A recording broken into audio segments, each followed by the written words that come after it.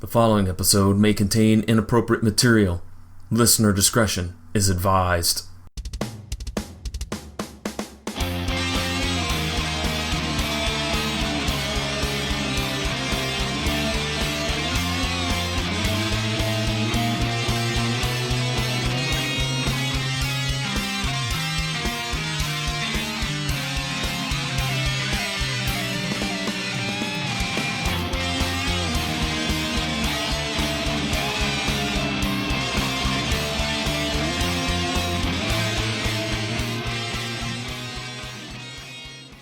Everybody, welcome to another episode of Mattalk. Jason and John here to present to you The Cop. It was a very exciting time, and we'll get into that. John, how are you doing today? I'm doing well. I thought you were going to be like Charles Dickens. It was the best of times. It was the worst of times. No, I'm doing well, man. I'm doing well. Man, we've gotten some great feedback from some fans, man. And, our numbers are continuing to grow and expand. And I think right now would be a great time to say thank you to everybody who's checked out Mattalk. We really do appreciate it. I know we say it over and over again, but we really didn't know what to expect when we started this back in June. I mean, it's hard to believe that we started this podcast in June. It seems like it was just yesterday, doesn't it? It really does. I can't believe we're as far into the series as we are. We're only 8 episodes in, but I'm surprised we're 8 episodes in already. And yes, the time has gone by fast. When we started this, it was kind of as a goof, or not really a goof so much as an inside thing amongst the Three Geeks crew whenever you would come on. We didn't expect to get 10 listeners, let alone the hundreds that we have for each episode. I am flattered every time we release one of these. Yeah, most definitely. So with that little bit of business out of the way, shall we start talking about this episode? I am. I'm really happy with the bunch of episodes we've watched lately, like the last 3 or 4. Because it started off, there's elements of the reason we like Matlock, but we seem to be on this roll of this is why we go to the Matlock movies. This is what we want. This is why we buy the ticket. With that, then, let's get right into our opening statements. The episode that we're going to take a look at today is The Cop. The original air date for it was November 15th, 1986. And we have a couple of guest stars, Jason. And one of them I kind of clued you in on the other night when we were talking. The first guest star is Andrew Block, who stars as Michael, Detective Joe Peters' partner. He was in some movies called Hard to Kill, where he was Captain Hullard, and Jason Goes to Hell, where he played the role of Josh. I asked you if you liked Jason Goes to Hell because you are an official Friday the 13th fan. So do you remember this guy being in the movie Jason Goes to Hell? I do not. I haven't seen Jason Goes to Hell in a while. I do like all the Jason movies for various reasons. He Goes to Hell, I like it, but it's not one of my favorites. So I haven't revisited it in a while. I might do that this year. But no, I did not recognize him from Jason Goes to Hell. But I do know him from Hard to Kill. The Steven Seagal classic. Yeah. Yeah, man. I just watched that recently. Okay. All right. That was Finn Steven Seagal. Yeah, that was Ponytail Seagal. Yeah, right. Exactly. Well, we're kind of not doing justice to the main guest star of this episode, Hector Elizondo, who is Detective Joe Peters. He has a long list of credits. He was in Pretty Woman as Barney, Grey's Anatomy as Carlos Torres, Chicago Hope as Dr. Waters. He was in Beverly Hills Cop 3 as Flint. He played the role of Fisher, Runaway Bride. Probably most people know him for his most recent work. He is Ed on the sitcom Last Man Standing. I do know Ed from Last Man Standing.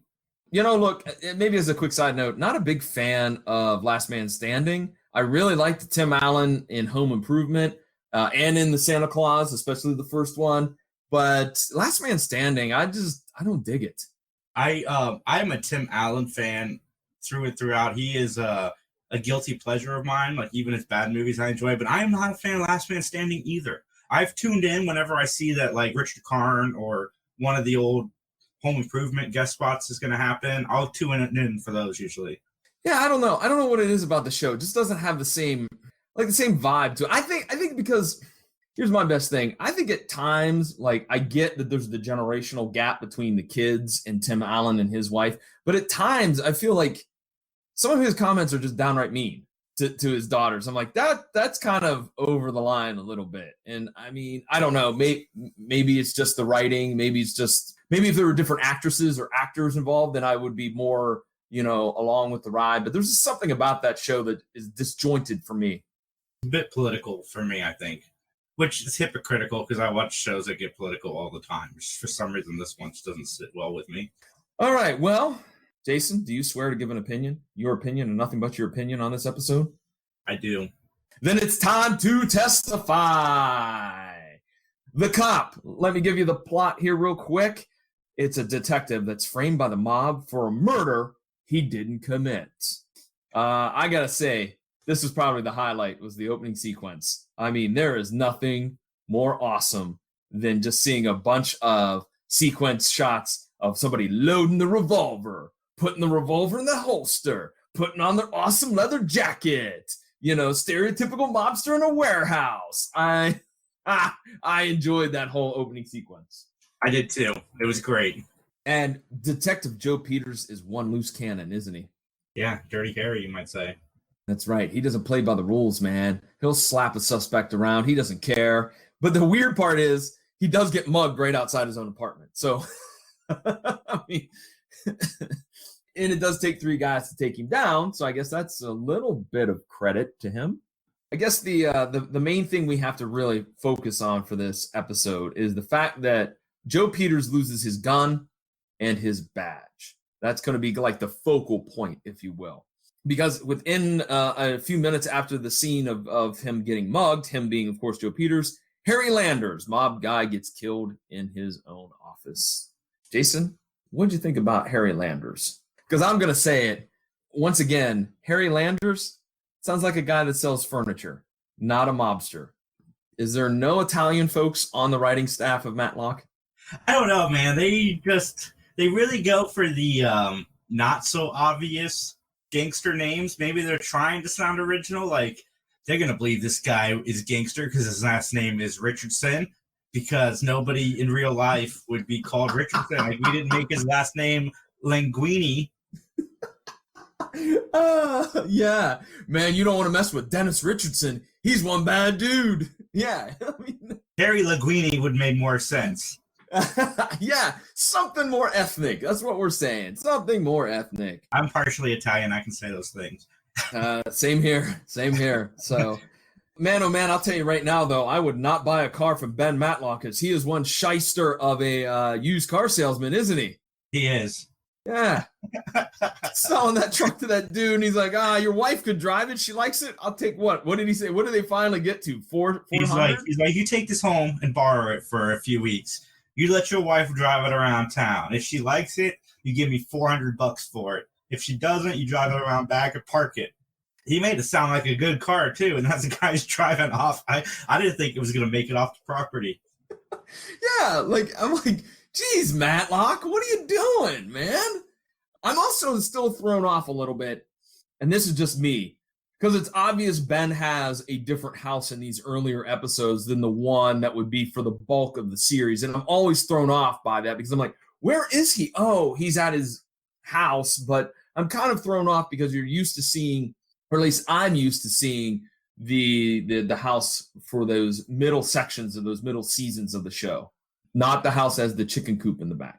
Yeah, no, I wrote that down. The chicken coop threw me by surprise. How does he have time? Exactly. And by the way, too, I did enjoy casually dressed Ben, in his plaid shirt and his khakis and that really bad leather coat too. But they must have gotten a deal from the costume shop with leather coats because they're, this is the second one we've seen in this episode. Yeah, absolutely. What else did I got? I got Ben's truck. Oh yeah, he said, I don't care if you cut the tags off the mattress. I will find you and hunt you down. Sorry, I should have mentioned this earlier, but tag off a mattress. I haven't heard that saying in so long. I was so young when that was a huge thing. Do you know why it was such a big deal when I had to cut the tags off the mattress you owned? I think it had something to do with and I'm not 100% sure. I'm trying to remember because God, you're right. I haven't heard that line. I mean, Joe Peters drops that line at the at Harry Landers, and it's been years. I want to say it had something to do with returning a mattress to a store that you couldn't because of health reasons. You know what I mean? I mean, you sleep on a mattress and you get all gross in that, and then you try to return it, I guess. So yeah, but my gosh, that was a throwback to that. Do mattresses nowadays even have tags? I don't know. That's a very good question. I'm trying to think because I mean, I bought a new mattress 3 years ago, and I don't think there's a tag on it.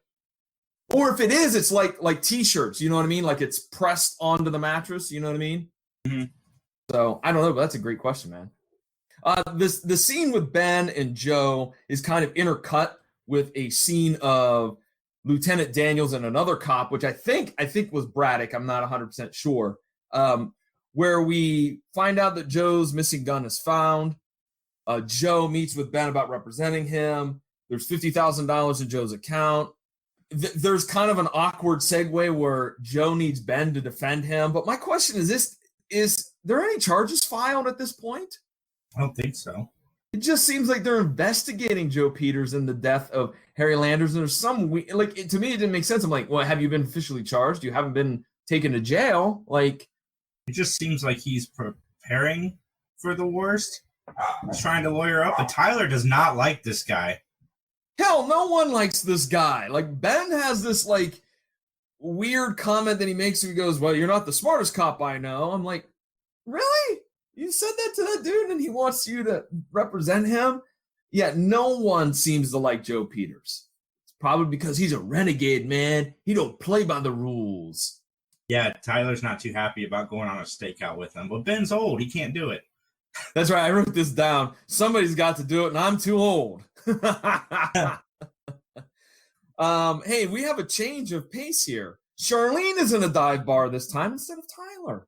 And she talks to Michael, who is the partner of Joe Peters, who, of course, hits on her. Of course. Of course, yeah. Uh-huh. I mean, let's be honest. She's the prettiest thing in that scene. I mean, all the rest of those dudes are, a little homely. But I was a little bit confused by the whole conversation they had about the alibi. I didn't understand it. Did you? No. Because there was you had this call. You couldn't have been at the place where you said you were. But it kind of was very muddled as to what the heck's going on. But we're moving on to my favorite part of this episode. My favorite part of the episode is the most ridiculous part, Jason. I hope you agree with me. And I'm talking about the scene at the dry cleaners. The dry cleaners. Refresh my memory.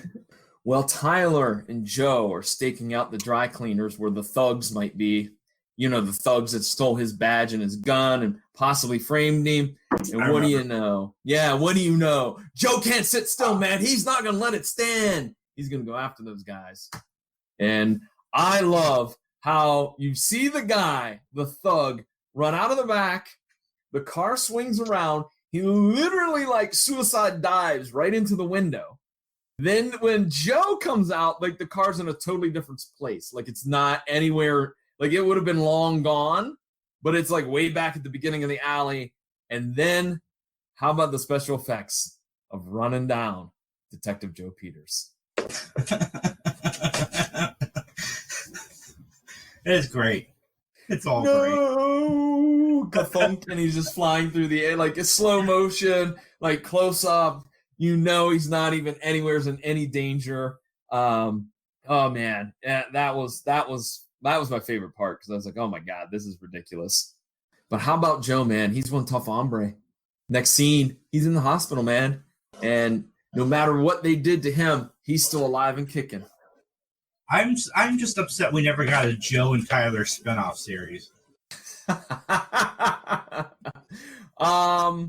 of me is kind of glad we didn't, but I digress. We'll talk about that later. So I don't think that I'm no lawyer, but I don't think this is how it works because Joe's like, no, we're going to carry on the trial without me. I'm going to be here in this hospital bed. And I'm like, I don't think that's how it works. I'm not 100% sure.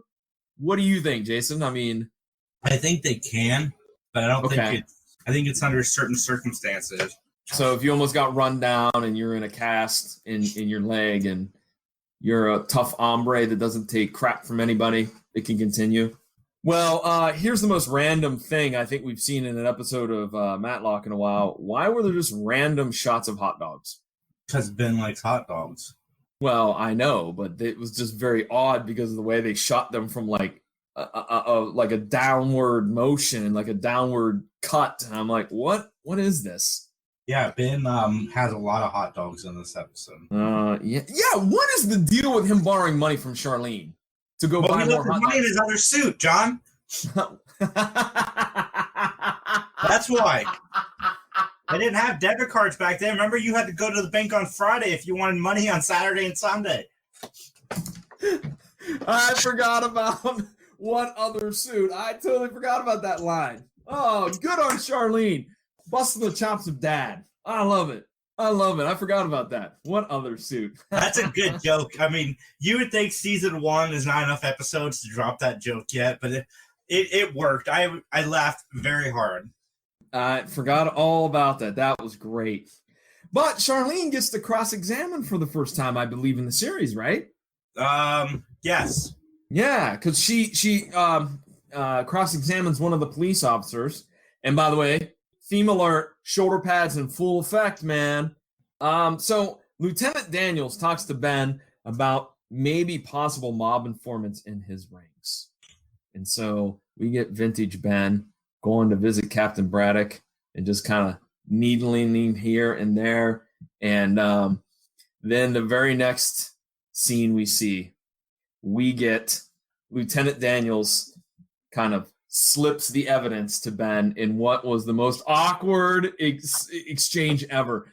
Lieutenant Daniels, Ben Matlock would not make great spies. They are terrible at like doing the slippery, snide, concealed handoff. They would not spoke to each other, not just giving each other the awkward "I'm gonna miss you" look and then walk away. Yeah, I mean, yeah. But I thought the lieutenant was the guilty one.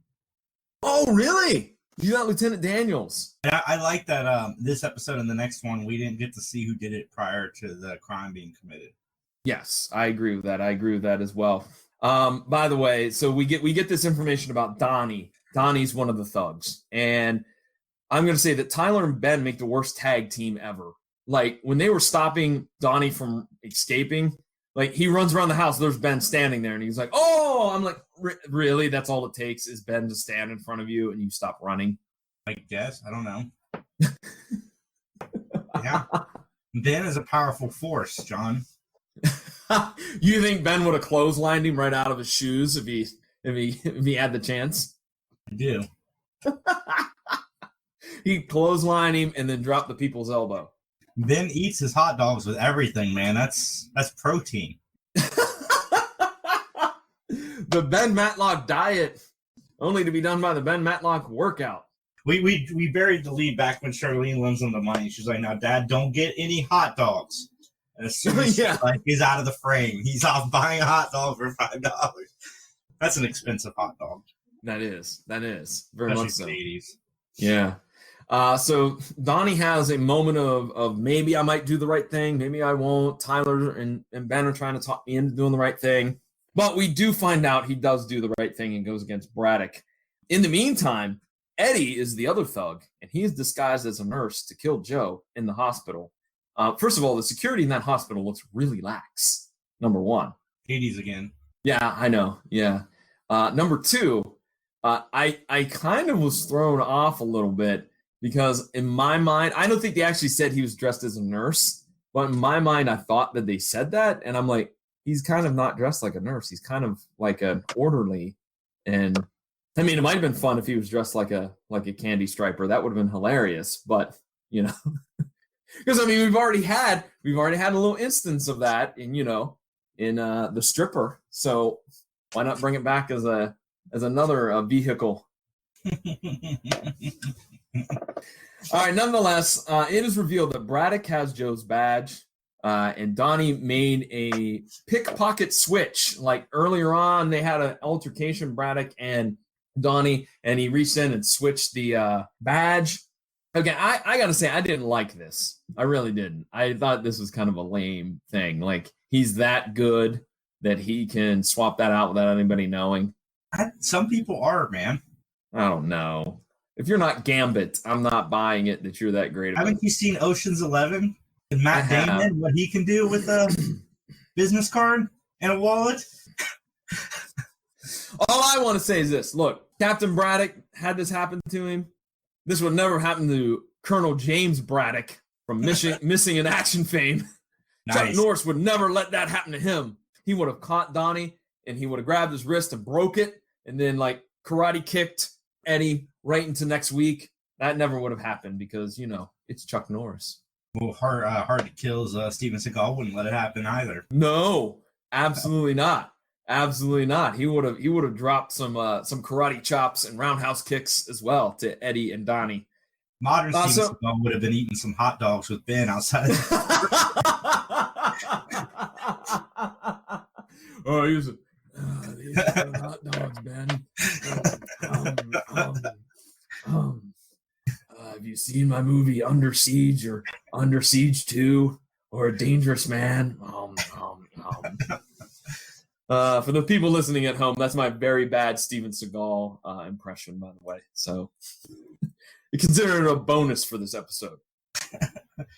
All right. Well, nonetheless, Tyler does stop Eddie from harming Joe in the hospital, and that's how we wrap up the episode. Braddock is found to be the man behind the murder, and indeed, Tyler stops Eddie, and all is good. So, Jason, let's get on into closing statements. We're going to rate this episode based on gavels. 5 gavels for a really, really good episode, all the way down to 1 gavel for a pretty bad episode. And then we're going to give our reasons behind it. I'm going to defer to you, Jason. Why don't you start us off with closing statements? I give this episode 3.25 out of 5 gavels. It's got some moments I really enjoy, like the suit and the hot dog. I was giggling. Parts of this episode don't make sense. The dude getting hit by the car and flying into the dumpster or corner, whatever it is he flew into, did not look very great. But overall, it was a fine episode. It's one of the reasons you watch Matlock is for the good courtroom drama, and I felt like we got that. And we didn't know who the killer was up until the point. I thought maybe it was the lieutenant, because usually in these shows, it's usually the guy that's saying, oh, he's such a great guy, why are we going after him? Is usually the guy that's, the bad guy. But yeah, I like this episode a lot. Okay, I did not much care for this episode. I gave it 2 gavels. Here's why. I really didn't like the character of Joe Peters. I felt like we are constantly talking about the relationship building among the characters in Matlock. And since everyone hated his guts, it kind of took me out of the experience of the episode. Nobody likes him. They all complain that they have to do the case. He's impulsive. He's grating. I did not dig Joe Peters. I also felt like, as you mentioned, pacing was a little odd, that there was parts that didn't quite make sense. The puzzle didn't come together. I felt like there needed to be more Tyler and Charlene, even though as a good part of this episode, or a positive part of this episode, I felt that the comedy that you mentioned was really good. I mean, Charlene's quip about the suit, Ben's like, somebody's got to do it. I'm too old. I thought that was good. I even enjoyed the bickering between Joe and Tyler, where they're sitting in his car and he wants to listen to smooth jazz and that. I like that. So I also did like, as we talked in, I think, a previous episode, that there was a clear motive and evidence to the crime. It wasn't just something that seemed to be pulled out of thin air. So bottom line, Joe Peters, very much kind of like William Conrad's character from a few episodes ago, just was so grating on me that it made me really kind of not enjoy this episode, and it didn't pull me in. Was this actor on Jake and the Fat Man as well? Hector Alonso? Yeah. I don't think so. He might have been. Dude, he's got a laundry list of credits, so he might have guessed on Jake and the Fat Man. Who knows? Are you saying that we need to have both the terrible actors or terrible guest stars be on an episode together and see how bad it is? I'm just saying that you don't seem to like the guys from Jake and the Fat Man, so maybe. No. I liked Joe Penny. All right, Okay. I like Jake. He was good. Not a fan of the Fat Man. Yeah, the Fat Man leaves a lot to be desired, if you will. He was not in Jake and the Fat Man. Fact checking. I like it. All right. Well, Jason, would you like to plug any other podcast projects, websites, and social media? I would love to. I have podcasts coming out all the time. 3 Geeks Podcast Network. We're about to rebrand our Facebook page to Network since we're putting out so much stuff. We got our conversation series, which is interviews that feature either John, Max, Justin, Scott, Dan, or Mike doing interviews with me and various celebrities. That's been a lot of fun. 3 Geeks live show every Sunday at 12 o'clock. And tune in. It's been a lot of fun doing those. All right. And my podcast as well is called the PVD Cast. It's available at pvdcast.com or through those major outlets such as Apple Podcasts, Stitcher Radio, Spotify, Deezer, et cetera. Also on the Facebook page, I do a live broadcast every Monday night at 8 o'clock. Just go to @PVDcast in Facebook and you can find it and join the fun on Monday nights. You know, I'm always interacting with people that make comments to the broadcast, and it's great fun. So check it out. You can find me on Twitter @PVDMVP. That's my personal Twitter handle. And you can get in touch with me through the Facebook page and the Instagram feed @PVDcast. Jason, where can folks send comments, questions, concerns, et cetera, to us here at Mattalk? Just go to Gmail, type in Ben Mattalk, BenMattalk @gmail.com, and Twitter account coming soon. And don't forget about the Facebook page. It is @Mattalk Podcast. And feel free to leave us a message. Let us know how we're doing, what you like, what you don't like. And we really do appreciate everyone listening. All right, with that, Jason, any final words? Nope. All right, as they say in court, nothing further.